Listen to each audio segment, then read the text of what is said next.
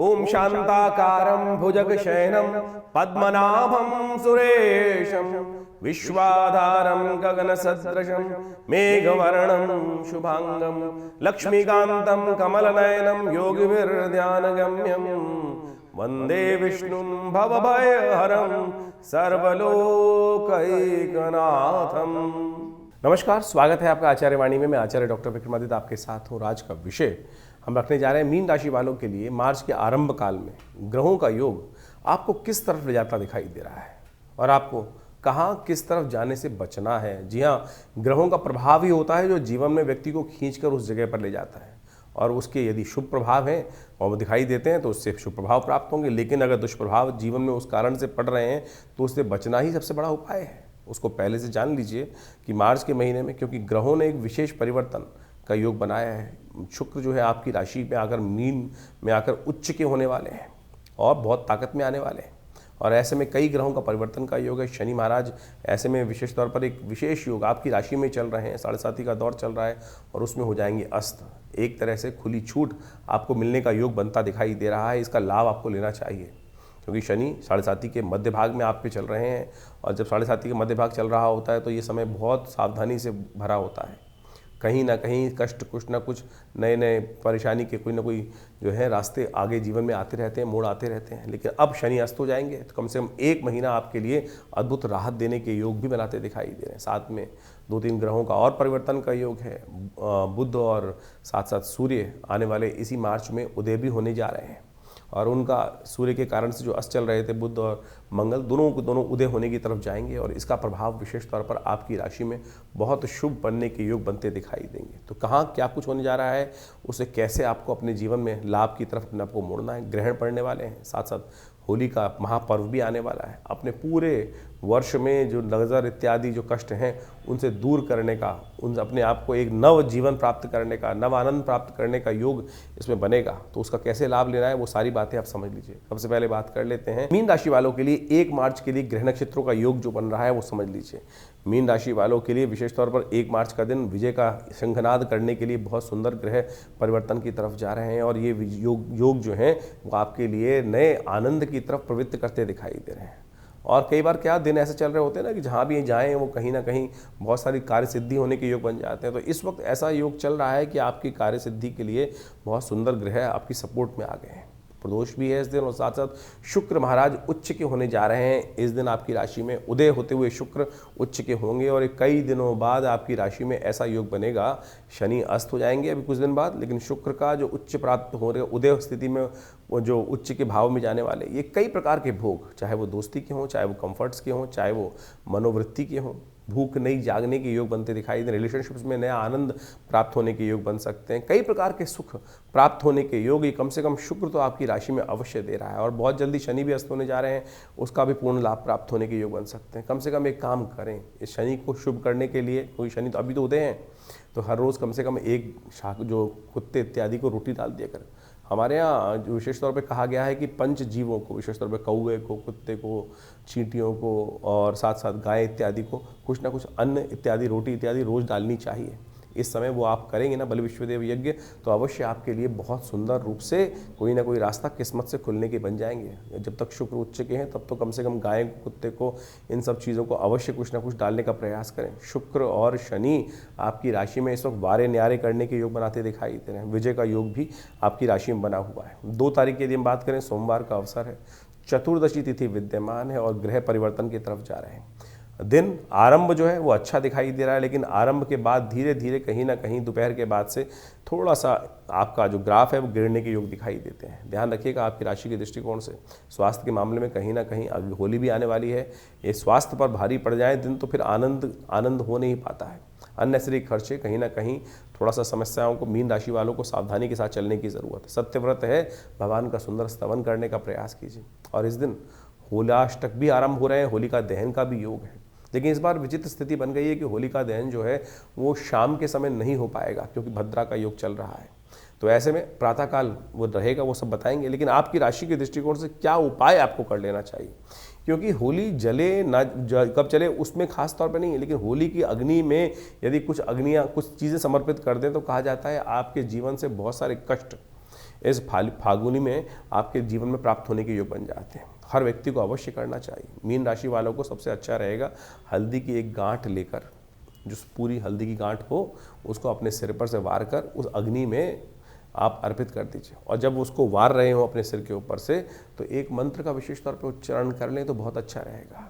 वो मंत्र जो है ओम क्लीं नमः, ओम क्लीं नमः, ओम क्लीं नमः, इस मंत्र का कम से कम 11 बार उच्चारण कर तो आपके जीवन से समस्त कष्टों को दूर करने के लिए माँ भगवती सरस्वती, भगवान कृष्ण अवश्य कुछ न कुछ रास्ता बनाने का योग बन जाएगा। या की रही भावना जैसी, तो आपकी भावना पवित्र हो और इस काम से ये कार्य करें तो सामने वाले ने अपवित्र भावना से आपके ऊपर कई नज़र इत्यादि दोष इत्यादि लगा रखे हों तो उन सबसे निवृत्ति का योग बन जाएगा। कर लीजिए तो अवश्य तो आपके लिए कल्याण का योग बनेगा। होली का जो पर्व है बहुत शुभ पर्व है। भारतीय संस्कृति में इसकी बहुत ज़्यादा अधिकता महत्ता बताई गई है और ये फागुन की विशेष तौर पर पूर्णिमा की रात्रि के दिन होलिका जलने का महत्व माना जाता है। भारतीय संस्कृति में होलिका दहन एक अद्भुत योग शास्त्र में लेके आते हैं। इसका काल बहुत ज़बरदस्त तरीके से शास्त्र में गणित किया जाता है कि कब जलाई जाए होली, क्योंकि होली का एक ऐसा पर्व है कि शास्त्र के दृष्टिकोण से यदि ये होली को हम सही रूप से कर लें तो हमारे लिए ये अद्भुत शुभ योग बना देते हैं और कहीं इसको अशुभ किया तो बहुत सारे कष्ट जीवन में उत्पन्न करने के योग बना देते हैं। तो होलिका दहन इस बार थोड़ी संशय ग्रसित है। बहुत सारे लोगों ने इसके ऊपर अनेक प्रभाव उपस्थित करने का प्रयास किया है। होली है क्या, पहले तो ये समझें। शास्त्र में कहा जाता है कि भक्त प्रहलाद जो भक्त भगवान के परम भक्त थे और हिरण्यकश्यप के पुत्र थे, तो हिरण्यकश्यप जो अपने आप को स्वयं परमात्मा घोषित कर चुके थे, भगवान विष्णु के विरोधी बन गए थे। कहा जाता है कि विरोधी परमात्मा तो हमेशा कल्याण का मार्ग ही बताते हैं। तो सोचो उस ऐसे दुष्ट के यहाँ भक्त प्रहलाद पैदा हुए और प्रहलाद जी ने भगवान की अनन्य श्रद्धा के साथ पूरी बाल्यकाल से ही उनकी सुंदर रूप से साधना करी और साधना करने के बाद घर में ही पिता का विरोध नहीं था, सद्बुद्धि देने का कार्य था। ये परमात्मा के लिए तो सब परमात्मा की संतान ही है। कई बार कोई बच्चा विमुख हो जाता है तो क्या पिता उससे विमुख हो जाते हैं? उसका उद्धार करना ही कहीं ना कहीं परमात्मा का लक्ष्य है। तो उन्होंने देव कृपा से उन्होंने उनके घर में ही परमात्मा की कृपा से उनके घर में ही भक्त प्रहलाद उपस्थित हुआ। तो कहा जाता है भक्त प्रहलाद बाल्यकाल से ही भगवान की श्रद्धा करते थे। घटना बहुत बड़ी है और अनेक बार पिता के साथ उनका विवाद भी हुआ। तो ऐसे में कई बार महाराज थे हिरण्यकश्यप, उन्होंने कई बार पुत्र को क्रोध में आकर मृत्यु दंड देने का प्रयास किया। एक दिन होलिका वहाँ उपस्थित होती है और अनेक का कार्य करने के बावजूद भी परमात्मा की कृपा से वो हर बार बच के आ जाते थे। कहा जाता है होलिका जो थी उन्होंने अपने पिता भाई के समक्ष जाके कहा कि मुझे अग्नि की साक्षात सिद्धि प्राप्त है, मंत्र सिद्धि प्राप्त है और यदि मैं इसको लेकर अग्नि में बैठ जाती हूँ मैं तो जलूंगी नहीं, ये जल जाएगा। आप सोचो इतनी पुरानी आदिकाल शास्त्र में कथा थी और कहा जाता है कि वो चोला पहनकर बैठ गई थी। भगवान की कृपा हुई कि भक्त प्रहलाद बच गए और होलिका जल गई। भगवान की कृपा देखिए सुंदर रूप से करे। आज से कुछ साल पहले बोलते अगर लोग को है वैज्ञानिक जो बात करते हैं, बोले कैसे हो सकता है। आज भी बहुत सारे ऐसे सूट्स आते हैं कि उनको पहनने के बाद, आज तो वैज्ञानिक युग पराकाष्ठा में है, तो आप उसमें ऐसे सूट्स बना दिए जाते हैं कि उसके अंदर अग्नि में चले जाते हैं लोग और उससे अंदर इंसुलेशन के प्रभाव से जलता नहीं है। तो भारतीय संस्कृति में कितनी पुराने काल में भी ऐसा वर्णन किया गया था तो जिससे अग्नि उसको ना जले। तो आप सोचो कि वो कितनी ज़बरदस्त चीज़ें रही होंगी। तो आज ही विज्ञान को कहा जाता है, लेकिन जो पुरानी कथाओं के माध्यम से भी ये कहीं ना कहीं विज्ञान की पराकाष्ठा उस वक्त भी प्राप्त थी भारतीय संस्कृति में। तो सुंदर रूप से समझें। तो होलिका तो जल गई और भक्त प्रहलाद भगवान बच गए। और उसके अगले दिन लोगों ने बड़े श्रद्धा से आनंद से जब देखा कि भक्त प्रहलाद बचे उसके अंदर बैठे हुए हैं, तो वही जो धूल थी, भस्म थी, उसी से दुरंडी खेलने की परंपरा बनी। ये तो पूरा इतिहास इस कथा का। लेकिन वास्तविक तौर पे मान के चलें कि इस होलिका दहन का समय है बिल्कुल शास्त्र के दृष्टिकोण से। होलिका की अग्नि किस तरफ जा रही है, धूम्र किस तरफ जा रहा है, इसका प्रभाव भी शास्त्र में पूरी तरह से बताया गया है, तो भी हम आपको बताएंगे। लेकिन होलिका के अंदर इस बार का जो काल गणना है वो ऐसी है कि इस बार जो होलिका जो दहन का योग बन रहा है 2 तारीख को और 3 तारीख को पूर्णिमा है। 3 तारीख को उदया तिथि है, 2 तारीख को पूर्व ग्राह्य मानी जाएगी। 3 तारीख की शाम को ग्रहण पड़ रहा है, तो इस कारण से और शाम के समय दिल्ली इत्यादि के क्षेत्र में सूर्यास्त होने से पहले पहले पूर्णिमा समाप्त हो गई है और सूर्यास्त के कि शाम के समय में जब चंद्रमा उदय होंगे तो चंद्र ग्रहण पड़ रहा होगा। भारत में ये पूरी तरह से दृश्य है। यदि हम उस तरह ऊपर की तरफ चले असम इत्यादि में तो पूरा ग्रहण दिखाई देगा वहाँ पर, लेकिन दिल्ली इत्यादि में इलाहाबाद की इधर आते आते मतलब बनारस के इधर आते आते ये सब जो ग्रहण है वो धीरे धीरे कम होता चला जाएगा। तो इन सब को प्रभाव को समझने के लिए आपको ये समझ लें कि ग्रहण के समय में 2 तारीख को होलिका जलानी पड़ेगी। क्यों? उसमें भद्रा भी पड़ रही है, तो भद्रा के जो काल में कहा जाता है भद्रा समाप्त होने के बाद ही होली जलनी चाहिए। तो सुबह सूर्योदय के समय में करीब जाकर होलिका का जो है वो अंत होता दिखाई दे रहा है। तो शास्त्र के अनुसार से तो ऐसा कहा है कि सूर्य उदय होने से पहले ही होलिका जलाने का नियम बनेगा, शाम के समय होलिका नहीं जलानी चाहिए। बहुत सारे विद्वानों का ये भी मत है कि भद्रा के पुच्छकाल में, मुख को छोड़कर पुच्छकाल में होली जला सकते हैं। तो सबसे श्रेष्ठ तो है जब भद्रा समाप्त हो जाए उसके बाद ही होली जलानी चाहिए, नहीं तो शास्त्र के अनुसार से कहा गया चतुर्दशी में और प्रतिपदा में होली जलाने से कई प्रकार के अनिष्ट उस क्षेत्र में हो जाते हैं, परिवार में हो जाते हैं, राज्य में होते हैं। तो इस बात का विशेष तौर पर ध्यान रखना चाहिए। पहले तो पूर्ण विधान होता था कि होली कैसे स्थापित की जाएगी, डंडिका नाम की राक्षसी वहाँ पर रहेगी और उसको स्थापित करते हुए समस्त जो क्षेत्र के आदि व्याधियों को दूर करने के लिए ये सब व्यवस्थाएँ बनती थी। तो कोशिश ये करें, शास्त्र के दृष्टिकोण से हमने आपकी राशि के दृष्टिकोण से बताया।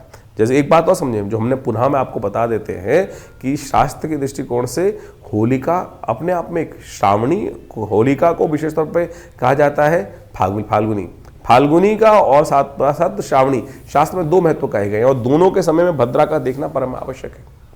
और ये जो फाल्गुनी है जिसके अंदर होली जलाई जाती है, ये आपकी समस्त अलाय बलाएं को आपके जीवन से दूर कर देती है, कष्टों से निवृत्त कर देती है, नज़र को दूर कर देती है। और 6 महीने बाद श्रावणी भी आती है।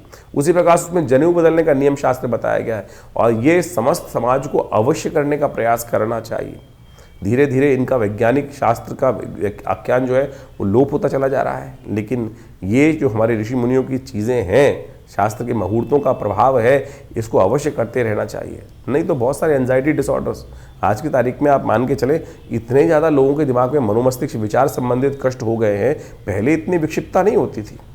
इनमें से बहुत सारे जो हैं मॉडर्न साइंस ही बोलती है देयर आर साइकोसोमेटिक डिसीजेस बहुत सारी जो हैं, और दवाइयों का जो प्रभाव होता है वो तो केवल 10% बीमारियों पर होता है, बाकी जो 90% बीमारियां दे आर साइकोसोमेटिक डिसऑर्डर्स, और वो इन्हीं सब चीज़ों को वो अनडायग्नोज्ड रहती हैं। और जितने इन सब चीज़ों से जो साइकोलॉजिकली आप मान के चलें कि जितने भी इस प्रकार के कृत्य हैं भारतीय संस्कृति में जो बताए गए हैं, इसको दान कर दो, ये मंत्र जप कर लो, ये तमाम साइकोसोमेटिक डिसीज़ को ठीक करने के लिए ये जो प्रभाव है शास्त्र के दृष्टिकोण से, इन व्रतों का प्रभाव है, ये अद्भुत रूप से कार्य करते हैं। नहीं तो आप जिंदगी भर दवाई खाते रहिए, कोई ठीक नहीं होगा इन सब चीज़ों का। तो ये इसको पूरी तरह समझें, ये हमने जो उपाय बताया आपके लिए इसको सही रूप से करने का प्रयास करें। तो होलिका जलाने का समय भी हमने आपको बताया, तो उसको समझते हुए कार्य करेंगे तो बहुत अच्छा रहेगा। मीन राशि वालों के लिए 3 तारीख का दिन बहुत विशेष योग लेकर आ रहा है। ग्रहण भी है इस दिन, 3 तारीख को मंगलवार का अवसर पड़ रहा है, पूर्णिमा तिथि उदया तिथि विद्यमान है। होलिका का दहन एक दिन पहले कर लिया जाएगा तो वो बड़ा श्रेष्ठ रहेगा।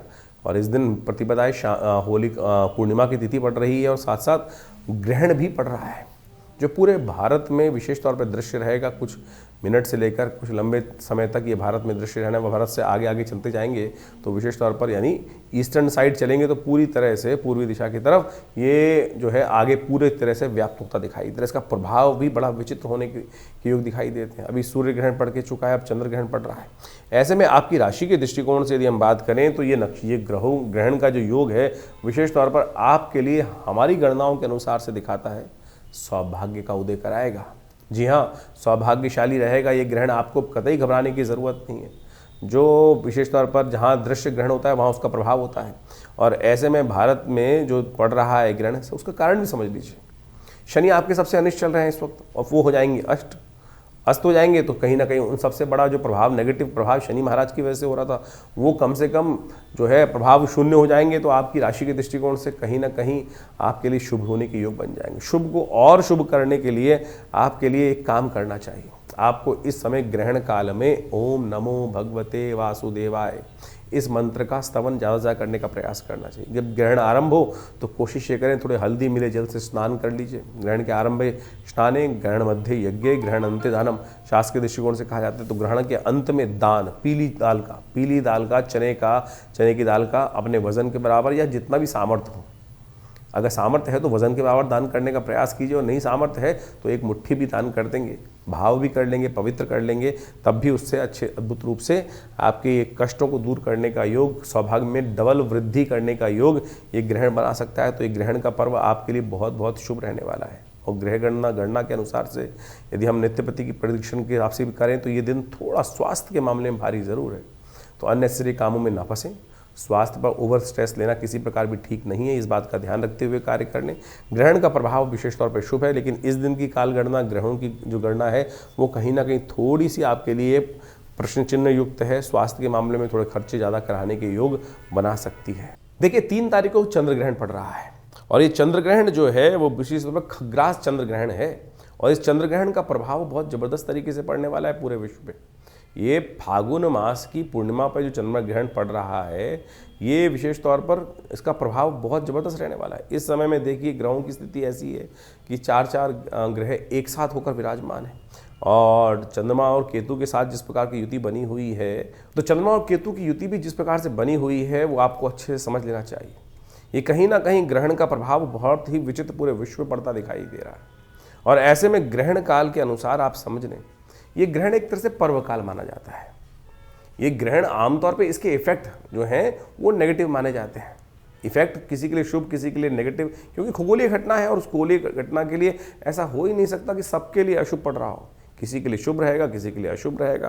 तो आपकी राशि के दृष्टिकोण से उस प्रभाव को आपने समझ लिया है, लेकिन आप ये समझें इस ग्रहण काल को भारतीय संस्कृति में कहीं बहुत सारे लोग डराने की बात सोच लेते हैं कि नेगेटिव नहीं है। ये ग्रहण का प्रभाव जो है उसको पर्व काल के तौर पे जाना जाता है। अब ग्रहण जहां पड़ रहा होगा, जहां दृश्य होगा, वहीं उसका प्रभाव होगा। वैसे ये ग्रहण का जो आरंभ काल है वो विशेष तौर पे समझ लें। चंद्र ग्रहण का आरंभ काल जो हो रहा है वो हो रहा है करीब करीब भारतीय स्टैंडर्ड टाइम के अनुसार से माने दोपहर को 3:20 पर ये ग्रहण लगेगा, और ये करीब करीब चलेगा 6:47 तक। अब हर क्षेत्र के अंदर ये अलग अलग समय पर ग्रहण लगता दिखाई दे रहा है। यदि भारत के दृष्टिकोण से यदि हम देखें तो इस ग्रहण का अलग अलग काल है। जैसे दिल्ली के अंदर ये ग्रहण बहुत थोड़ी अवधि के लिए लगता दिखाई दे रहा है। दिल्ली में ये जो ग्रहण लगेगा वो आरंभ होगा करीब करीब, वैसे तो जैसे हमने टाइम बताया आपको 3:20 पे तो भारत में पड़ना शुरू, उससे पहले शुरू हो जाएगा, पृथ्वी पड़ना शुरू हो जाएगा। लेकिन दिल्ली के अंदर जो चंद्र उदय हो रहा है, ग्रस्त उदय हो रहा है चंद्रमा, उसी टाइम से उसका प्रभाव माना जाएगा। यानी 6:23 से आरंभ होकर करीब करीब 6:47 तक रहेगा। टोटल 24 मिनट का ग्रहण दिल्ली में पर्व काल है, ग्रहण का मुख्य काल है। सूतक उससे करीब करीब 10 घंटे पहले लग जाएगा। तो 10 घंटे पहले सूतक ग्रहण से लग जाएगा। तो दिल्ली में जो सूतक आरंभ हुआ चाहता है कि शाम के 6:23 से 10 घंटे पहले, तो यानी 8:23 के आसपास दिल्ली में ये सूतक काल लगता दिखाई देगा। जहाँ दिल्ली, और बहुत सारे लोग ये भ्रांति में फंस जाते हैं कि आकाश में तो लग गया, अरे जहाँ बारिश होगी वहीं उसका प्रभाव होगा। ऐसा नहीं होगा कि बारिश कहीं और हो रही है और उसका प्रभाव हो। अमेरिका में बारिश हो रही है, दिल्ली में उसका प्रभाव नहीं दिखाई देगा। तो ग्रहण जहाँ पड़ रहा है वहीं उसका प्रभाव है। अगर ग्रहण नहीं पड़ रहा है तो पर्वकाल नहीं माना जाएगा। बहुत सारे लोगों ने इस बात को भ्रांति उत्पन्न करने के लिए इस बात को, वहीं उसका पुण्य काल है। क्योंकि कहा जाता है कि इन संधि कालों में जो कुछ हम कर्म करते हैं उसका कई गुना अधिक, जैसे हम मंत्र जप करते हैं, मंत्र जप करने के समय में शास्त्र में कहा गया है कि जितना मंत्र जप करोगे उसका उतना प्रभाव होगा। लेकिन यदि संधि कालों में, इन ग्रहण इत्यादि कालों में जब उस मंत्र जप करें तो 100 गुना अधिक प्रभाव उस मंत्र जप का, उस पुण्य कार्य का हो जाता है। तो पर्व काल, इसीलिए इसको पर्व कहा गया कि साधना का काल है। साधना करोगे, मंत्र जप करोगे, कष्टों को दूर करने के लिए जो कुछ भी उपाय करोगे, अच्छा करोगे तो उसका 100 गुना पर अधिक प्रभाव, खराब करोगे, अशुभ कर्म करोगे तो उसका भी अत्यधिक नेगेटिव प्रभाव पड़ता है। आप समझें कि संधि काल हमारे यहाँ जितने भी हैं, चाहे संध्या काल है, प्रदोष काल, शाम का समय संध्या काल, सुबह का सूर्योदय का काल, शाम का सूर्यास्त का काल जो संध्या काल बोला जाता है, प्रदोष संध्या का काल, ये सब के सब, ये ग्रहण इत्यादि काल, पूर्णिमा, अमावस्या, ये सब संधि काल के अंतर्गत माने गए हैं। और ये कार्य जो है कहा जाता है कि इन कालों के अंदर विशेष तौर पर शुभ कर्म करने का प्रयास करना चाहिए, अशुभ कर्म नहीं करना चाहिए। अशुभ कर्म करते हैं तो उसका प्रभाव शास्त्र के अंदर बड़ा नेगेटिव बताया गया है। बहुत दिन पहले मैं टीवी पे डिबेट पे था, किसी व्यक्ति ने कहा कि आप कहते हैं ग्रहण काल में कुछ शुभ कार्य करना चाहिए, और उस व्यक्ति ने ऐसा प्रश्न किया कि बोला ग्रहण काल में जो है उस खुराफाती व्यक्ति होगा। उसने, मुझे बहुत साल पहले की बात है, शायद 20 से 25 साल पहले की बात होगी, उसने टीवी पर हमसे प्रश्न किया कि हम ग्रहण काल में कामरत क्रियाएं क्यों नहीं कर सकते हैं। मैंने कहा आपने प्रश्न किया है, शास्त्र में आपसे पहले बहुत सारे लोग कर भी चुके हैं, आप तो प्रश्न आज कर रहे हो। रावण की उत्पत्ति, रावण क्यों बना? क्योंकि उसकी उत्पत्ति ही गलत हुई थी कि किसी के साथ जिस प्रकार से जबरदस्ती उन्होंने ऋषि के साथ संबंध, उस समय ऋषि ने मना किया कि ये संबंध बनाने के लिए काल ठीक नहीं है, संधि काल है, ये संध्या का काल है इस समय में, लेकिन उस समय कामरत कहा जाता है कि ऋषि को किया उन्होंने जब किसी ने, और उसी के कारण से रावण की उत्पत्ति हुई। तो इस बात को अच्छे से समझें कि आप जो खुराफात मन में, दिमाग नेगेटिव बात लोगों के मन में उठती है, उससे पहले भारतीय संस्कृति में उन समस्त चीज़ों को शोध करके उत्पन्न कर दिया गया है, चीज़ें कर दी गई हैं। इसीलिए इसको पर्वकाल माना गया कि आध्यात्मिक कार्य करने का प्रयास करना चाहिए। आज बहुत सारे लोग नहीं मानते हैं, और ऐसा समझें कि इसके अंदर परम वैज्ञानिक उसके विश्लेषण भी शास्त्र के अंदर उपस्थित हैं। तो इस चंद्र ग्रहण में आपके क्षेत्र में किस किस समय कौन कौन सा ग्रहण पड़ रहा है वो आप समझ लीजिए। जैसे अयोध्या के अंदर ये ग्रहण करीब करीब शुरू होने जा रहा है, करीब करीब शाम के समय 6:03 पर, और चलेगा करीब करीब वही 18:47 यानी 6:47 तक। आगरा में जो ये ग्रहण जो आरंभ होगा वो करीब करीब 6:20 से आरंभ होगा और चलेगा 6:47 तक ही। यदि अहमदाबाद की बात करें तो अहमदाबाद में केवल 1 मिनट का ग्रहण पड़ेगा, केवल 1 मिनट का। गुजरात के अहमदाबाद में केवल 1 मिनट का ग्रहण दिखाई देने वाला है। ये बहुत आंशिक ग्रहण होगा, करीब करीब 6:46 से शुरू होगा और 6:47 पर खत्म हो जाएगा। वहीं अमृतसर की बात करें तो करीब करीब ये ग्रहण जो आरंभ हो रहा है वो 6:32 से आरंभ हो रहा है, 6:47 पर खत्म हो रहा है। वहीं चंडीगढ़ की बात करें तो करीब करीब 6:25 से ग्रहण आरंभ होकर करीब करीब 6:47 पर खत्म होगा। चेन्नई के अंदर यानी उधर साउथ के अंदर बात करें तो करीब 6:18 से ग्रहण आरंभ होकर 6:47 तक रहेगा। यूपी के अंदर बहुत सारे क्षेत्र में यदि देखें तो अलग अलग टाइम है उन सब के, वो हमने आपको बता ही दिए हैं। ग्वालियर में करीब 6:20 से आरंभ होकर करीब करीब 6:47 तक रहेगा। जयपुर के अंदर ये ग्रहण करीब आरंभ होगा, करीब करीब 16 मिनट का ग्रहण है वहाँ पर। 6:31 से आरंभ होकर 6:47 तक रहेगा। वहीं लखनऊ की यदि हम बात करें तो 6:10 से ग्रहण आरंभ होकर 6:47 तक रहेगा। तो इस प्रकार से आपके क्षेत्रों में विभिन्न समय जगहों पर ये ग्रहण का काल कैसा है, किस समय रहने वाला है, इसको समझ सकते हैं आप। उसके अनुसार से कार्य करने का प्रयास कीजिए। और इस ग्रहण काल में जैसा हमारे यहाँ कहा गया है, गर्भधारी जो स्त्रियाँ हैं जिनको गर्भ है उनको बड़ा सावधान रहना चाहिए। ग्रहण की छाया नहीं पड़नी चाहिए।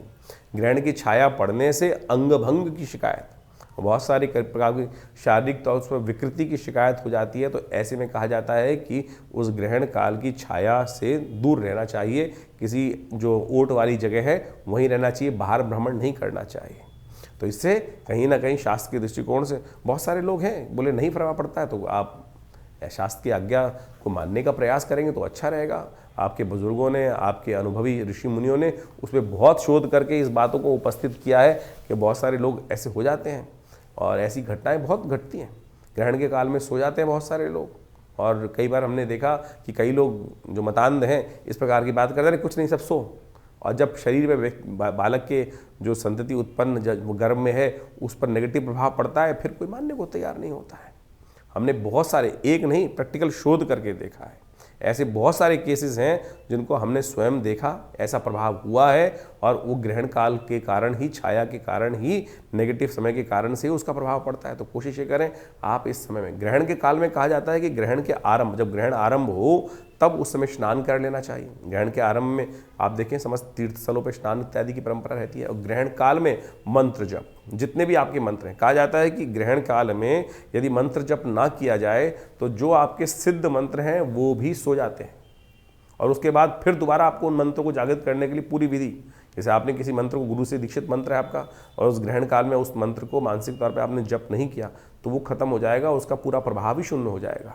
तो इसलिए कहा जाता है ग्रहण काल में उन मंत्रों को रिचार्ज कर लेना चाहिए, पुनः जागृत कर लेना चाहिए। मानसिक तौर पे यदि कुछ देर उसका जप कर लो, हवन कर लो, तो उसका कई गुना अधिक प्रभाव तो हुआ ही होगा, लेकिन वो मंत्र आपके साथ सानिध्य बनाए रखेगा। और उसके बाद ग्रहण के अंत काल में, ग्रहण जब समाप्त होने वाला हो, तो दान के लिए निकाली गई चीज़ें जितनी भी होती हैं, चाहे किसी का वस्त्र है, किसी का अन्न है, किसी का कोई चीज़ है, सूखी चीज़ों का दान करने का महत्व है।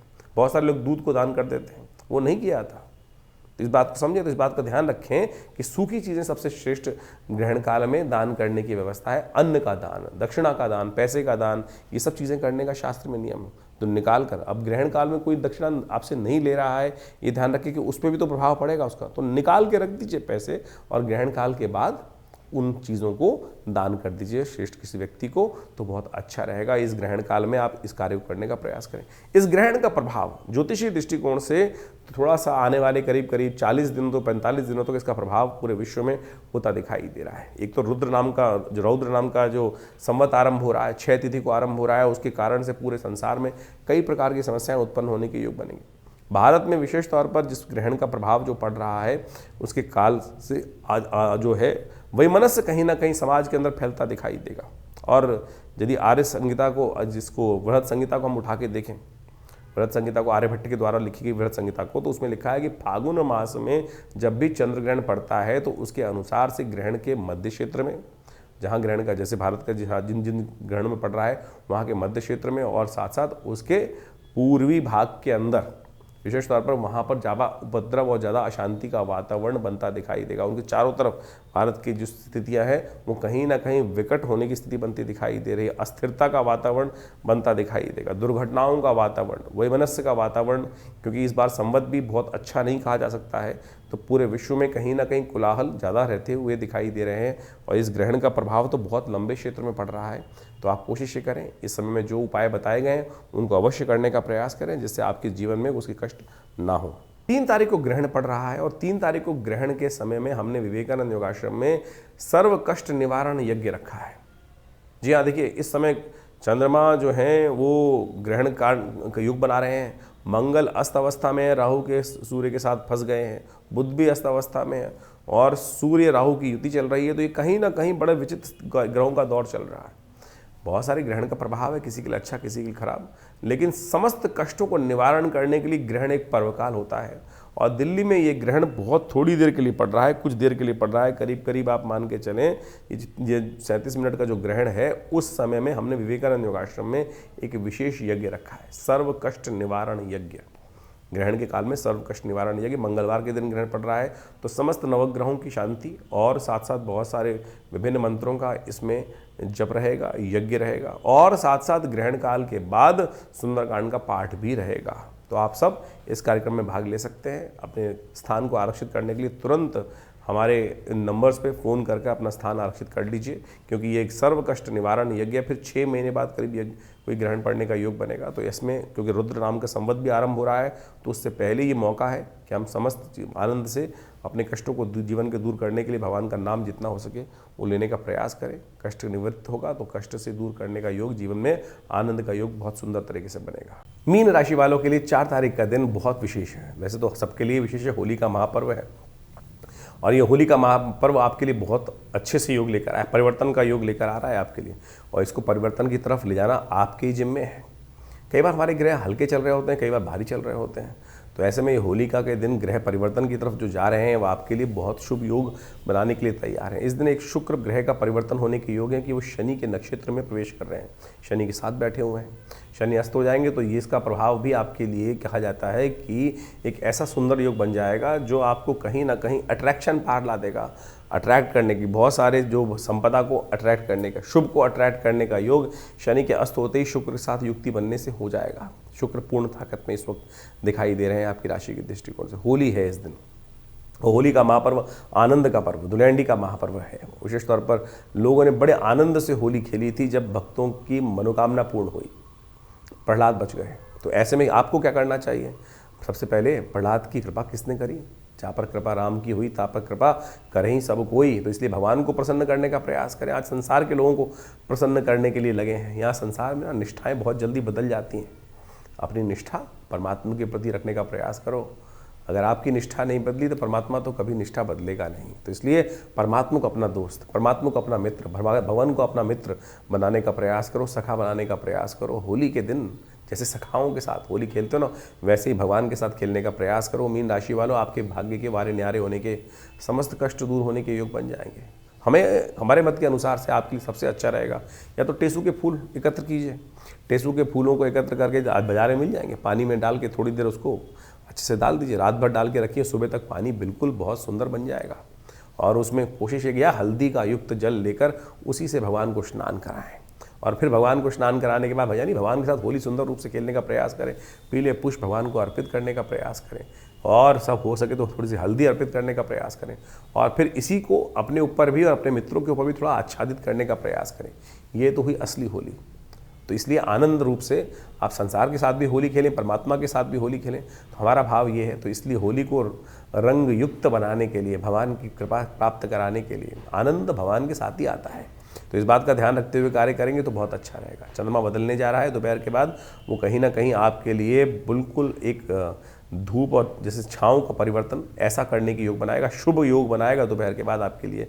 तो इसलिए दोपहर से पहले का समय थोड़ा हल्का दिखाई देता है, चाहे वो स्वास्थ्य हो, चाहे वो मनोमस्तिष्क हो, चाहे वो विचार हो, थोड़ा सा हल्का दिखाई देता है। दोपहर के बाद परिवर्तन का योग आने वाले 2-3 दिन के लिए आपके लिए बड़ा सपोर्टिव बनता दिखाई दे रहा है। चैत्र मास की प्रतिपदा, कृष्ण पक्ष की प्रतिपदा के दिन होली मनाई जाती है, खेलने वाली होली, रंग जिसको कहा जाता है। आज रंग है तो वास्तविक तौर पर इस दिन होली रंग के रूप में मनाई जाती है। कारण क्या था? भक्त प्रहलाद बच गए थे, होलिका जल गई थी। जो ये असंभव कार्य हुआ, सोचो, उस होलिका को सिद्धि थी कि अग्नि में उसको जला नहीं सकता, लेकिन जा पर कृपा राम की हुई ता पर कृपा करें सब कोई। सोचें, भगवान की कृपा से असंभव भी संभव हो गया। वहाँ पर होलिका जल गई और उसकी अग्नि के बीच में जो प्रहलाद भक्त बैठे हुए थे वो बाल भी माँ का ना हुआ। परमात्मा की कृपा, भगवान पर श्रद्धा, इतनी ज़बरदस्त तरीके की श्रद्धा कैसे उत्पन्न हो, वही उससे हर्षोल्लास से लोगों ने होली मनाई। जब होली जलाई जाती है उसके अगले दिन आमतौर पर ये पर्व मनाया जाता है। तो इस बार होली की थोड़ी सी द्वंद्वात्मक स्थिति की, क्योंकि ग्रहण भी पड़ रहा था और साथ में तो एक दिन बीच में गैप करने के बाद, एक दिन का बीच में अवकाश के बाद होली को जलाने की व्यवस्था बनाई गई है। उसी धूल से लोगों ने होली खेली थी, उसी धूल से। कहा जाता है उस वक्त तो रंग की व्यवस्था क्या मतलब थी। आमतौर पे जब इतना लोगों ने देखा कि एक असंभव संभव हो गया तो उसी भस्म से, और सबसे श्रेष्ठ जो है वो यज्ञ की भस्म ही है, वो होली का यज्ञ ही था। क्योंकि मंत्र सिद्धि थी होलिका को, मंत्र जप करते हुए उस अग्नि के अंदर वो विराजमान हो गई थी। तो अग्नि कैसे भक्त पर, भगवान के भक्त को जला सकती थी। तो सोचो ये चमत्कार प्रभाव हुआ और लोगों ने जब ये चमत्कार देखा तो अगले दिन सुबह जब वहाँ पर भस्म के अंदर भक्त प्रहलाद बिल्कुल जीवित तौर पर विराजमान थे, बाल भी माँ का नहीं हुआ, बाल भी जला नहीं, तब लोगों ने उसी भस्म से होली का सुंदर, तो होली आप सुंदर रूप से खेलें, आनंद से खेलें। होली के समय में कई भ्रांति भी उत्पन्न हो गई है। अब हर्षोल्लास में कहाँ से भंग आ गई? रंग में भंग ना डालें। आज की तारीख में बहुत सारे लोग किसी न किसी प्रकार से नशा कर होली के उत्सव को समाप्त करने का प्रयास करते हैं। भंग हो गया, पता नहीं कौन कौन सी कहाँ। भारतीय संस्कृति में इन सब चीज़ों का कोई स्थान नहीं दिया गया। कहीं लोगों ने तो शिवरात्रि पर भी भंग घोटने की व्यवस्था बना दी, भगवान को प्रसाद चढ़ाने के रूप में। कहाँ शास्त्र में वर्णित है? भगवान को भंग जो चढ़ाई जाती है विजया औषधि के रूप में चढ़ाई जाती है, और वो औषधि के रूप में उस बात को, जहर को काटने के लिए चढ़ाई जाती है। भंग की व्यवस्था धतूरा इत्यादि नशे के लिए थोड़ी कर दिया गया। ये तो लोगों के मन में किस प्रकार से जो अपने आप गलत भाव जागे और उसके कारण से लोगों ने भ्रांति उत्पन्न करने का प्रयास किया, लेकिन शास्त्र में ऐसा कहीं नहीं है। तो आप ये समझें कि जो किसी प्रकार का जो नशा करने की व्यवस्था लोग करते हैं उसको समझने की शास्त्र में प्रमाण जो है उस प्रकार समझना चाहिए। तो आप होली खेलें, आनंद से खेलें। और एक बार और, होली के दिन बहुत सारे लोग क्या होते हैं, पुराने कपड़े पहन के आते हैं। अरे नई कपड़े सब समृद्धि का प्रतीक है। फटे हुए कपड़े पहनकर, पुराने कपड़े पहनकर कपड़े खराब हो जाएंगे। अरे एक कपड़ा ही तो है। आनंद भाव से होली का दिन, आनंद भाव से जो वस्त्र हैं वो धारण करें, आनंद से होली खेलें। और ये जो लोगों कई बार दुश्मनी निकालने की बात करते हैं कि सामने वाले को रगड़ना है जी, ये करना है, वो करना है। अरे आनंद से, प्रेम का समर्पण करते हुए, जो आत्मा का परमात्मा से मिलन के रूप में होली का उत्सव शास्त्र बनाया जाता है। पुराने जमाने में तो टेसू के फूल जो थे वो पानी में डालकर, आज भी वृंदावन में उसी प्रकार से किया जाता है कि टेसू के फूलों को पानी में डालने के बाद उसका रंग जो छोड़ देते हैं, तो वो विशेष तौर पर होली खेलने की व्यवस्था बनाई जाती है। बहुत सारी जगहों तो दही में हल्दी मिलाकर और सुंदर रूप से उससे जो उपटन बनाया जाता है, उससे होली दधिकांतोत्सव उसके रूप में शास्त्र में एक वर्णित है, वह तब मनाया जाता है। तो ऐसे होली पूरी तरह से औषधीय वर्णन है। और सोचें कि आयुर्वेदिक दृष्टिकोण से तो क्या बसंत का मौसम पूरी तरह चल रहा है, स्नान का महत्व है, और ऐसे में स्नान करने से, पानी में स्नान कर लेने से बहुत सारी बीमारियां भी ठीक हो जाती हैं। अब आज की तारीख में लोग ग्रीस और पता नहीं कौन कौन से जो केमिकल से युक्त रंग बना के बात करते हैं, तो कहाँ वो होली का वो प्रभाव है ही नहीं। वनस्पति दृष्टिकोण से, औषधीय दृष्टिकोण से जो होली के महत्व बताए गए हैं, तो उस तरह से होली आप खेलने का प्रयास करेंगे तो हो जो हल्दी वाला पानी, पलाश के फूलों से बनी हुई जो होली के रंग हैं, केसर के पानी से बना हुआ जो पानी जो है, वो उस तरह से भारतीय संस्कृति इतनी ज़बरदस्त संस्कृति थी। अभी इस पे कमेंट आने शुरू हो जाएंगे, मैंने केसर शब्द उच्चारण जो कर दिया है, लोग कहेंगे केसर खाने को नहीं मिलता और आप कह रहे हैं केसर से होली खेलने की व्यवस्था। हमने पूरा वर्णन आपके समक्ष किया कि हमारा देश कोई भिखारियों का देश नहीं था, सोने की चिड़िया ये देश था। तो यहाँ जो व्यवस्थाएं बनाई गई हैं आनंद के लिए पर्व थे, लेकिन आनंद में रंग में भंग किस प्रकार से कुछ गलत मानसिकता के लोगों ने किस प्रकार से उत्पन्न किया है, उसको उस तरह से हम सब समझें। चंदन के पानी से, चंदन के द्वारा, इतने सुंदर सुंदर चीज़ें भारतीय संस्कृति में विद्यमान हैं, उन सब के द्वारा। और आज की तारीख में तो पता नहीं लोग नशे में करके और कहाँ कहाँ क्या क्या स्थिति कर देते हैं, कोई नाली में पड़ा है कुछ। तो होली का बिना नशा करे ही उस परमात्मा के नाम का स्मरण कर कर जो आंतरिक भाव जो अंदर से उत्पन्न होता है, उसके साथ होली मनाने का प्रयास करें, भगवान के साथ होली खेलें। तो हमने आपको कार्यक्रम के आरंभ में जो भगवान के साथ जो उपाय बताया है उसको अवश्य कीजिएगा। फिर होली खेलेंगे ना तो फिर आनंद भी रहेगा और जाकी रही भावना जैसी। तो कहा गया ना, तो आप अवश्य सबके साथ आनंद भाव से देखने होली खेलने का प्रयास करेंगे तो बहुत अच्छा होगा। होली का पर्व आपके लिए बहुत बहुत शुभ हो। 5 तारीख का दिन बृहस्पतिवार का दिन है और उस दिन द्वितीया तिथि विद्यमान हो गई है और ग्रह नक्षत्रों के दृष्टिकोण से इस दिन ग्रहों ने परिवर्तन की तरफ आगे अपनी चाल चली है। और ये परिवर्तन जो है, जो ग्रह नक्षत्रों के दृष्टिकोण से देखा जाए तो बड़ा विशेष आपके लिए योग बना रहा है। शनि महाराज नक्षत्र परिवर्तन कर कर आगे बढ़ रहे हैं और आगे बढ़ते बढ़ते जिस प्रकार का योग बनेगा, बृहस्पति के साथ युक्त हो जाएंगे। और ये बृहस्पति के साथ युक्त होकर बृहस्पति की राशि में चलते हुए कहीं ना कहीं आपकी राशि में एक महत्वपूर्ण परिवर्तन करने का योग की तरफ अग्रसित होते दिखाई दे रहे हैं।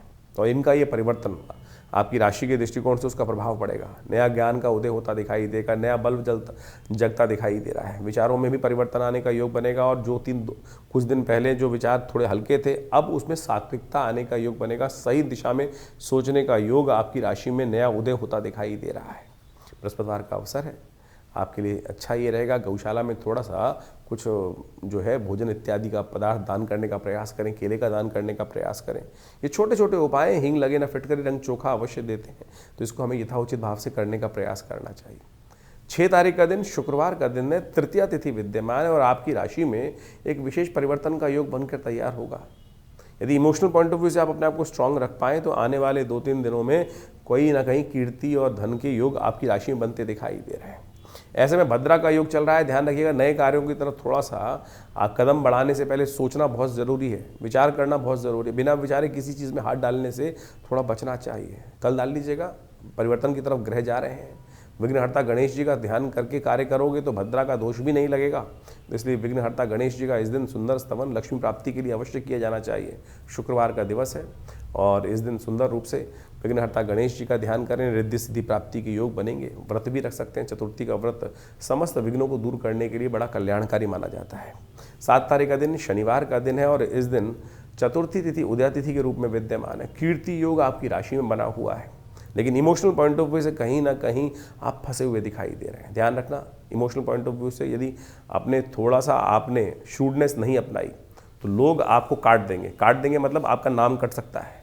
लोग आपके साथ ऐसे इस प्रकार का भाव रख सकते हैं कि बनी बनाई चीज़ों में से आपका नाम अलग करने का कहीं ना कहीं षड्यंत्र आपके खिलाफ रच सकते हैं। सर्वार्थ सिद्ध योग है, किसी भी कार्य को करने के लिए शुभ मुहूर्त आपके लिए बना हुआ है। 11 बजे के बाद से ये समय आपके लिए शुभ आरंभ हो रहा है, तो इसका लाभ आप लेते हुए कार्य करने का प्रयास करें। शनि महाराज अभी उदय बैठे हुए हैं, ध्यान रखिएगा। 7:30 का पूर्ण प्रभाव चल रहा है। अस्त होने के बाद अगले दिन अस्त होने वाले हैं, लेकिन उससे पहले तो अभी उदय हैं उनको ठीक करने के लिए चतुर्थी का सुंदर योग है। गणेश जी के मंदिर में जाकर उन्हें सिंदूर अर्पित करना एक छोटा सा उपाय आपके लिए बहुत शुभ योग बनाएगा, शनि के दोषों को हरने वाला योग बनाएगा। 8 तारीख का दिन रविवार का दिवस है, पंचमी तिथि विद्यमान है और चैत्र के कृष्ण पक्ष की ये पंचमी तिथि है और इस दिन शनि महाराज होने जा रहे हैं अस्त। ये आपकी कुंडली में इस साल का टर्निंग पॉइंट है। शनि पूर्ण ताकत में चल रहे थे और पूर्ण ताकत में चलते हुए उन्होंने कई जगह अंकुश लगा रखा है कि बने बनाए काम में कहीं ना कहीं शनि रुला रुला के कार्य पूरे करने का प्रयास कर रहे हैं। अब 1 महीने के लिए कम से कम ये स्थिति परिवर्तन की तरफ जा रही है। शनि सो जाएंगे और शनि अस्त हो जाएंगे, शनि दिखने बंद हो जाएंगे और इसके परिवर्तन का प्रभाव आपकी राशि के दृष्टिकोण से हमें दिखाई देता है अद्भुत रहेगा। आपके व्यक्तित्व पर शनि इस वक्त चढ़ा हुआ है, आपकी पर्सनैलिटी पर शनि चढ़ा हुआ है और शायद हो सकता है कि इसका प्रभाव आपने पिछले 1 साल में देखा हो कि कहीं ना कहीं क्या होता है ना, आलस, कहीं ना कहीं हर चीज़ में डिले, कहीं ना कहीं किस्मत का जो स्थिति है कि बिल्कुल ऐसा हो गया है कि बिल्कुल जो ऐसे मोड में मशीन चल रही है कि हम चाहकर भी बढ़ा कर भी वो उस एवरेज को बढ़ा नहीं पा रहे हैं और बिल्कुल रगड़ रगड़ की चीज़ें किस्मत सामने आ रही हैं। वो सारा का सारा प्रभाव शनि का है। अब शुक्र आ गए हैं उच्च के आपकी राशि में और शनि हो गए हैं अस्त। अब ये समय पूरे साल की कसर निकालने का है, ऐसा मान लीजिए। विश्वास जगाइए, उठिए, चलिए और तैयार हो जाइए। इतना सुंदर योग आपके लिए बना है। कुछ खास उपाय हैं इस शनि महाराज को ठीक रहे अस्त होते हुए भी उसका प्रभाव और बढ़िया आपके लिए हो जाए तो थोड़ा सा, क्योंकि इस वक्त समस्या क्या है कि मंगल कहीं ना कहीं परेशान कर रहे हैं आपको, बुध भी अस्त चल रहे हैं और महत्वाकांक्षा आपकी 8वें आसमान पर है कि मेरे पास ताकत आ जाए तो मैं ये करके दिखा दूँ, मैं वो करके दिखा दूँ। ये स्थिति मीन वालों की होगी, लेकिन कर कुछ पा नहीं रहे थे। तो अब जाग जाओ। बस छलांग लगाने से पहले इतना सोच लेना कि उतनी सामर्थ्य आपके अंदर है जो इतना कर पाओ, बस उतना ही छलांग लगाने का प्रयास करना। यदि सीमा में रहकर अपनी पेरिफेरल को समझते हुए, अपनी विशेष तौर पर लास्ट जो चीज़ है, जो दायरा है, उसको समझते हुए काम करोगे तो ये वारे न्यारे करने का समय 1 महीने के लिए आपके लिए शुरू हो रहा है। तो आप कम से कम इस बात का ध्यान रखें। कुछ खास उपाय हैं वो समझ लीजिए और उनको कर लीजिए। मंगल को ताकत देनी बहुत ज़रूरी है, हनुमान जी की कृपा प्राप्त करनी बहुत ज़रूरी है। शनि के लिए शनि जो है मंगल को भी ताकत देते हैं हनुमान जी और आपके बंद किस्मत को भी खोलते हैं। तो उसको सुधार करने के लिए कुछ खास उपाय जो बताने जा रहे हैं वो कर लीजिएगा। देखिए, शनि तो अस्त हो गए, अब उन्होंने तो अपना प्रभाव कर दिया आपके जीवन में, जो भी जिस क्षेत्र में हमने आपको समझाया है। लेकिन एक बात ध्यान रखना, बाकी सारे ग्रह भी इस वक्त शनि के अस्त होने के साथ साथ मंगल भी अस्त चल रहे हैं, सूर्य जो भी साथ में राहु के साथ फंसे हुए हैं और इस समय बड़ी विचित्र स्थिति ये बन रही है कि जहां शनि चल रहे हैं उनसे 12वें भाव में ये समस्त ग्रहों की चौकड़ी लगी हुई है। शनि अस्त हैं, शुक्र उनके साथ विराजमान है। ये बहुत कहीं ना कहीं स्थिति अच्छी होने के योग बना रहे हैं, लेकिन साथ में आप मान के चलें इनसे पीछे ही 12वें भाव में जो सूर्य जो हैं, जो बल देने वाले हैं, वो खरमास में चले जाएंगे, उनकी शक्ति वैसी कम हो जाएगी। साथ में राहु ने उनकी बहुत बुरी स्थिति कर दी है। साथ में बुध महाराज भी अस्त अवस्था है, मंगल भी अस्त अवस्था में। तो ये कहीं समय वेस्ट ना हो जाए। ऐसे में ग्रह उपचार, अब आप मान के चलें आपके शरीर में बहुत सारी चीज़ें अच्छी हो रही हैं लेकिन साथ में कुछ नेगेटिव प्रभाव भी चल रहा है, तो कैसे मल्टीविटामिन लेने हैं आपको।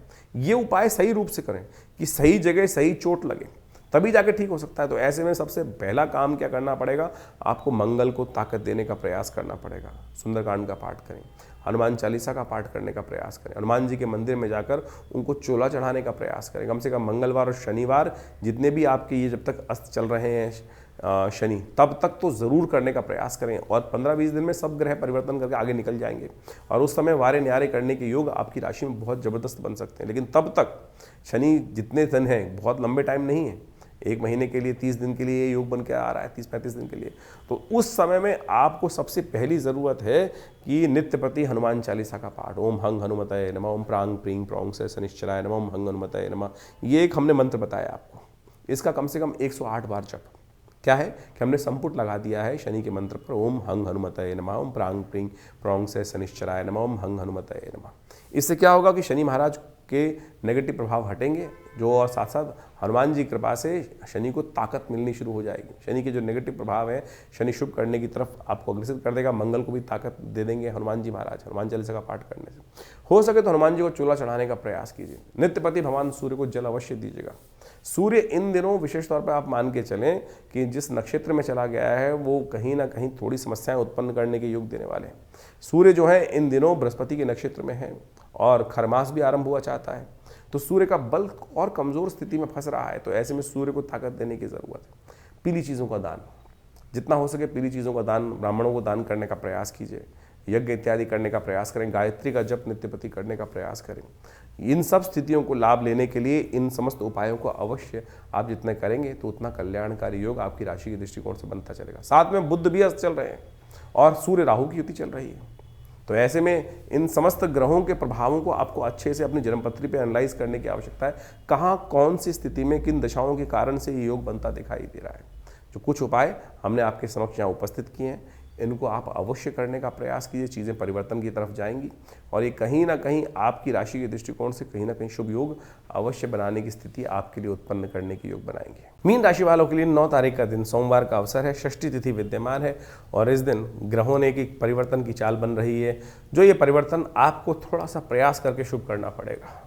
इस दिन रवि योग भी विद्यमान है और साथ में चंद्रमा ने एक नई चाल चली है।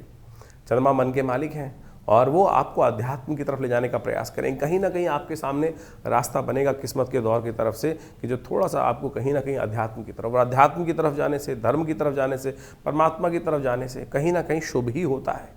तो ऐसे में थोड़ा दौर निकालिए, टाइम निकालिए कि भगवान की शरण में थोड़ा, लेकिन कच्ची अवस्था है, चंद्रमा जो है नीच के चल हो गए हैं, तो क्या होता है मन की अवस्था थोड़ी सी कच्ची हो जाती है, चाहकर भी हम उस रास्ते पर चल नहीं पाते, हमें शंकाएं उत्पन्न करने की योग बना देता है कि जाऊंगा कुछ होगा कि नहीं होगा। अरे छोड़ दीजिए, आपके करने से कुछ नहीं होने वाला, उसकी करना सी सारी इसकी इच्छा मात्र है और इच्छा मात्र से ही, कृपा मात्र से ही जो है कृपा के कटाक्ष हल्के से भी आपके फेवर में हो जाए तो आपकी किस्मत कहाँ से कहाँ पहुँच जाएगी।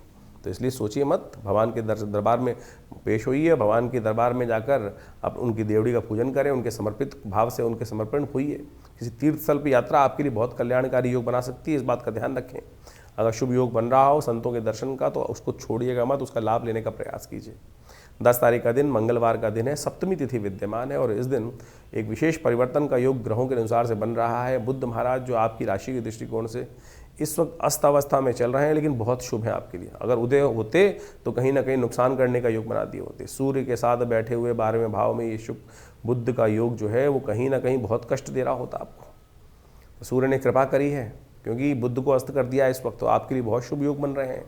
कहीं ना कहीं आप अपनी चीज़ों से वंचित नहीं हो रहे हैं, और नहीं तो ये स्थिति ऐसी उसकी उल्टी होती है। राहु, मंगल, बुध और सूर्य जिस प्रकार की युति बनाकर आपके लिए बैठे हुए हैं और इस वक्त राहु के नक्षत्र में ही बुध प्रवेश करने के योग बना रहे हैं, तो खास तौर पे ध्यान रखिएगा, ये समय आपके लिए जो है वो सही दिशा में करने का है। इस वक्त केवल थोड़ा सा मंगलवार का दिन है, हनुमान जी का सुंदर स्तवन कर लीजिए, हनुमान जी को प्रसन्न करने का प्रयास करें, हिम्मत जगाइए, शुभ की तरफ आप कार्य करने का प्रयास करें। जितना शुभ करेंगे ना, आपकी राशि में इस वक्त ऐसा योग बनकर तैयार है, सत्य मान लीजिए कुछ दिन के लिए, कि आप विशेष तौर पर जितने गरीब परित्यक्तों की सेवा करने की तरफ रुचित अपने मन को भाव रखोगे, अपने हित को छोड़कर सामने वाले के हित की सोचोगे, उतना कल्याण का योग आपकी राशि में बनने को तैयार है। तो इसका लाभ ले लीजिए, सोच बदल लीजिए, कृपा होगी। तो 10 तारीख को मंगलवार का सुंदर योग बन रहा है और ऐसे में ग्रहों की स्थिति आप समझें कि सूर्य ने के साथ में मंगल और राहु, साथ में बुध विराजमान है। सूर्य ने अस्त कर रखा है मंगल को भी, सूर्य ने अस्त कर रखा है बुध को, और ऐसे में साथ साथ राहु के साथ सूर्य की युति चल रही है। वो कहीं ना कहीं जो स्थितियां हैं थोड़ी सी विकट करती दिखाई दे रही है। आगे नववर्ष भी आरंभ हुआ चाहता है, जिसमें रुद्र नाम का नव संवत आरंभ होगा। 6 तिथि पर ये वर्ष आरंभ हो रहा है। तो ऐसे में इन समस्त ग्रहों को देखिए तो इससे आने वाले समय में कुछ ना कुछ नेगेटिव प्रभाव ज़्यादा दिखाई दे रहा है।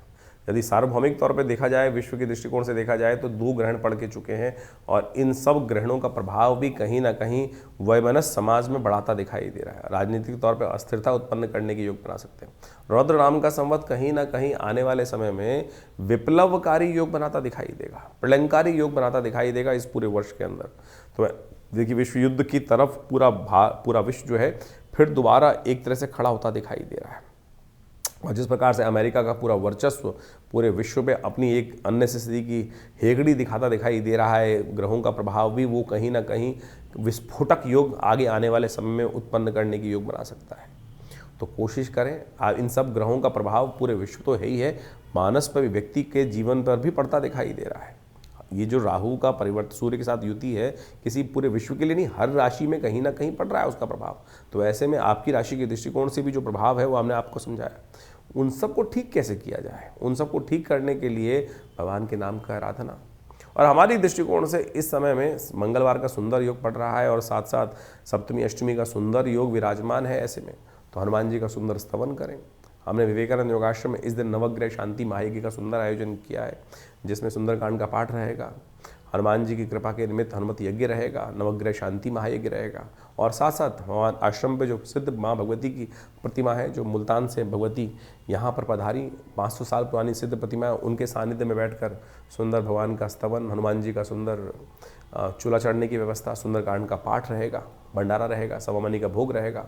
तो आप सब इस कार्यक्रम में सम्मिलित हों। शाम को 6 बजे से लेकर करीब करीब रात्रि में 10 बजे तक ये कार्यक्रम है और यहाँ कोई फीस नहीं ली जाती। बहुत सारे लोग इस बात पे फंस जाते हैं कि आश्रम में कोई फीस बैठने के लिए, अरे कोई सब भगवान की कृपा से आप आइए, माँ भगवती के सानिध्य में दिव्य प्रतिमा आपके समक्ष दिखाई दे रही है, उनका सर दर्शन करें और माँ भगवती का दर्शन करके इस तपस्थली में, यज्ञ स्थली में, जहाँ पिछले करीब करीब 60 सालों से नित्य 8 घंटे यज्ञ होता है, माँ भगवती की कृपा से समस्त कष्ट दूर होंगे, जीवन में कल्याण का योग बनेगा। धन्यवाद, नमस्कार। इस मास के आरंभ काल में इस बार कई ग्रहों का अद्भुत योगा योग बना, आपने देखा अभी, और उसके अंदर ऐसे दिव्य भी योग बने कि जिसमें छोटे छोटे उपाय कर कर आप अपने बहुत सारे जीवन के कष्टों को दूर कर सकते हैं। ग्रहण, चंद्र ग्रहण पड़ रहा है, अभी कुछ दिन पहले सूर्य ग्रहण पड़ा और पूरे विश्व में उसका प्रभाव देखने को मिल ही रहा है, जिस प्रकार से अशांति का वातावरण बना है और दूसरा ग्रहण चंद्र ग्रहण पड़ रहा है। और ये समस्त ग्रहण जो है आने वाले कुछ दिनों में, क्योंकि अगला नव संवत भी आरंभ होने जा रहा है, रौद्र नाम का संवत है, 6 तिथि में ये वर्ष आरंभ हुआ चाहता है, नव वर्ष जो है नव संवत, तो ये कहीं ना कहीं इसका व्यापक प्रभाव पूरे विश्व में होता दिखाई दे रहा है।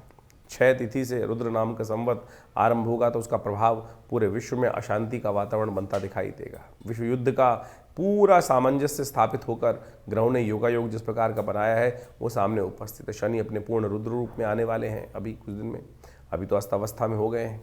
ये अस्तावस्था में होने के बाद कहीं ना कहीं कई राशियों पर उसका प्रभाव अलग अलग प्रकार का होगा। आपने अपनी राशि का प्रभाव समझा भी, तो आप कोशिश ये करें इन दिव्य दिनों में जो जो उपाय जब जब बनते हैं, चाहे वो होली पर, चाहे वो ग्रहण के टाइम पर, यदि और या शनि के अस्त होने के प्रभाव के अनुसार से आप अवश्य करने का प्रयास करें।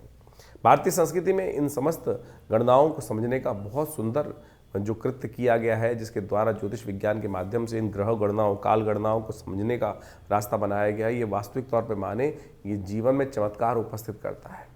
ग्रह गणना योग ज्योतिष के अनुसार से एक ऐसी चीज़ है कि जिसको देश काल परिस्थिति के अनुसार से आप समझेंगे तो आपके जीवन में क्या कुछ अशुभ होने वाला है, शुभ होने वाला है, उसका पूर्व ज्ञात आपको प्राप्त हो जाता है। तो कोशिश ये करें इन समस्त गणनाओं का प्रभाव अपने जीवन में, देखिए बड़े भाग्य मानुष तन भाव, इस भाव को ध्यान रखें।